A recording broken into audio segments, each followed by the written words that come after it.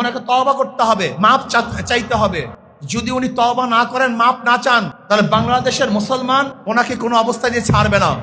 সেই দাড়িওয়ালা, বিশাল দাড়িওয়ালা, টুপিওয়ালা, পাঞ্জাবিও পড়ছে বেচারা, ধবধবে সাদা দাড়ি, বোরখার বিরুদ্ধে কথা বলেছেন, পর্দার বিরুদ্ধে কথা বলেছেন। বেচারার নাম মনিরুল হক। আমি তো ওনাকে দেখে ভাবতাম একজন ভালো লোক, ইসলাম প্রিয় লোক, কিন্তু উনি বোরখার বিরুদ্ধে কথা বলার কারণে মুফতিদের কাছে ফতুয়া জিজ্ঞাসা করা উচিত ওনার ঈমান আছে কি নাই। আমার যতটুকু তাহকিক, আল্লাহ পাকের কোন বিধানের বিরুদ্ধে কেউ যদি কথা বলে, ঘৃণা করে, অপছন্দ করে, কেউ যদি অপছন্দ করে, ঘৃণা করে আল্লাহ পাকের কোন বিধানকে, সাথে সাথে বেঈমান হয়ে যায়, সে আর মুসলমান থাকে না। আমি জনাব তারেক সাহেবকে বলবো, আপনি সতর্ক থাকুন। আপনাকে বিতর্কিত করার জন্য এই সমস্ত নাস্তিক শক্তিরা বিভিন্ন রূপে, ওই মনিরুল হক সাহেবের দাড়ি আমি মনে করি নবী সাল্লাল্লাহু আলাইহি দাড়ি না, ওটা রবীন্দ্রনাথ ঠাকুরের দাড়ি।